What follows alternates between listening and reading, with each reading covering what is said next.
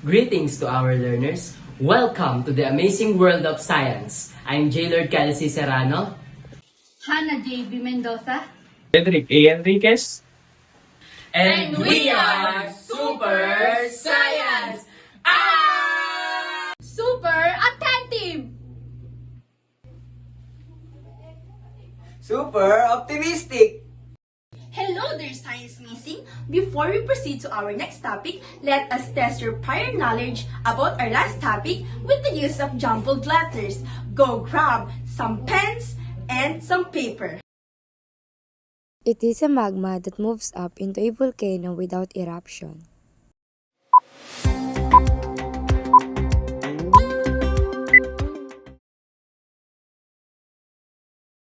It refers to all sorts of igneous geological activities taking place below the Earth's surface.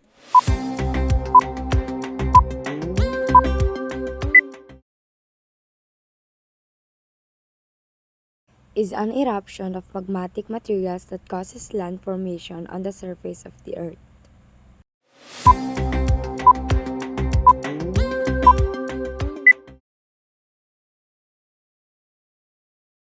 It is used to describe all the geological phenomena that occurs on the natural terrestrial surface, such as the creation of volcanoes and hot springs.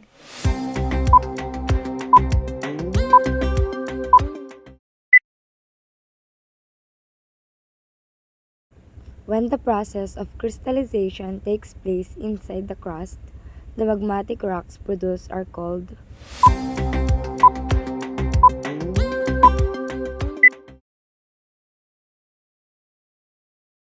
our objectives as we go navigate to our lesson. First, to identify the composition of magma.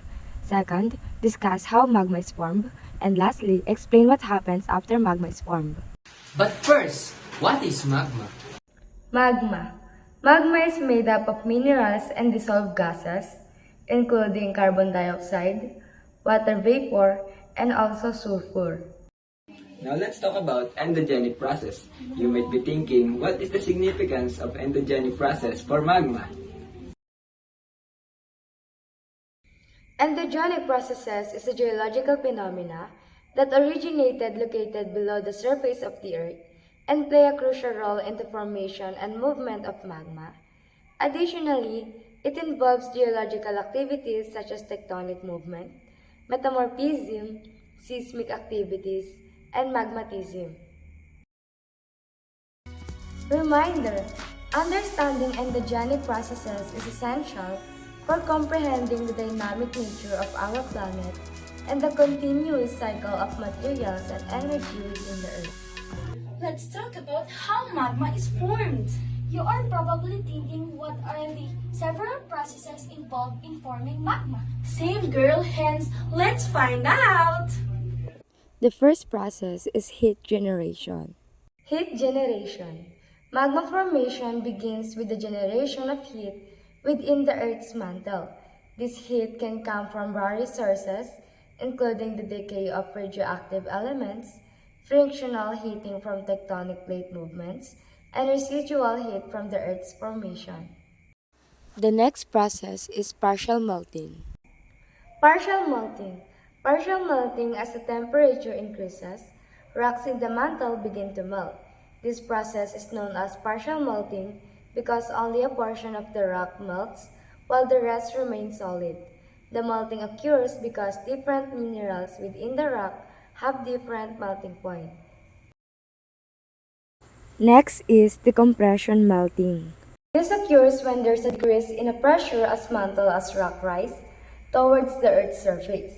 The reduction in pressure lowers the melting point of the rocks, causing them to melt, and from magma, this is common at mid-ocean ridges and rift zones. The next process is the addition of volatiles. Addition of volatiles. Volatiles such as water and carbon dioxide can lower the melting point of rocks.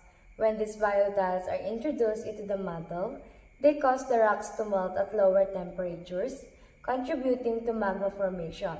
This process often occurs at subduction zone, where oceanic plates beneath continental plates. The next process is the magma accumulation.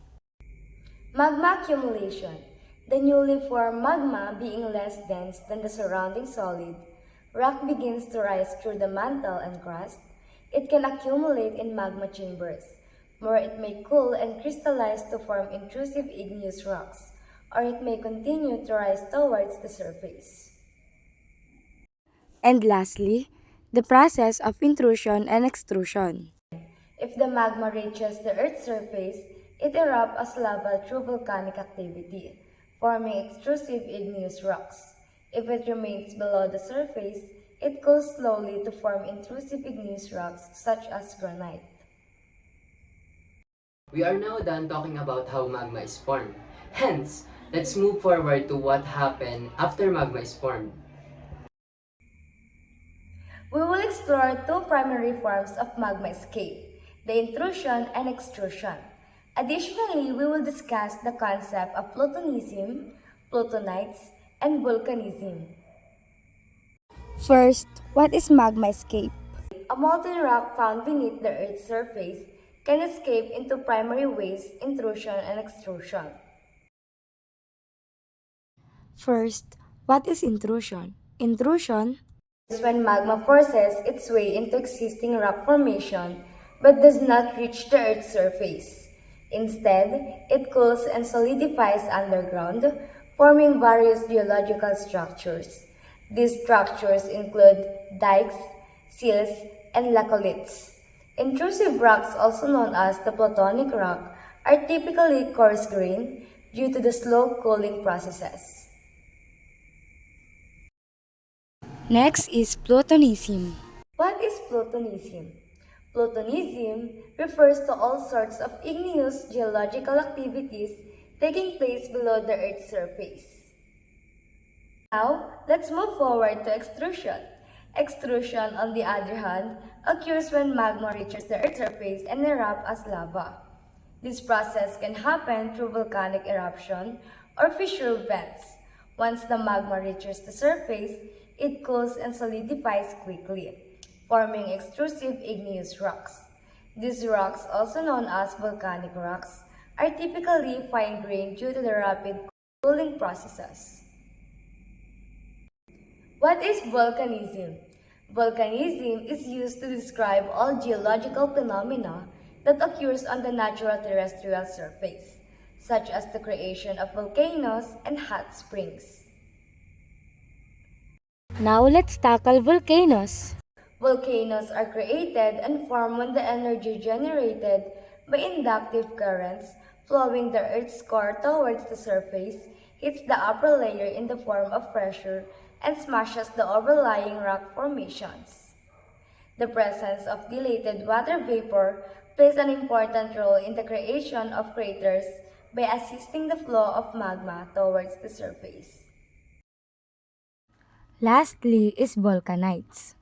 Volcanites, molten materials in the form of lava that undergoes the process of crystallization on the natural terrestrial surface, gives birth to rock formation known as volcanites. These are one of the major categories of igneous rock formations. Now, we've reached our end of the topic. As we end our session, thank you for your time, engagement, and cooperation. Together we can achieve great things. Let's strive for it. Before we end this video lesson, we would like to leave a quote about the pulse of the earth, forging new worlds beneath our feet. And once again, I'm Jailer Kelsey Serrano. Super authentic. And we are Super Science!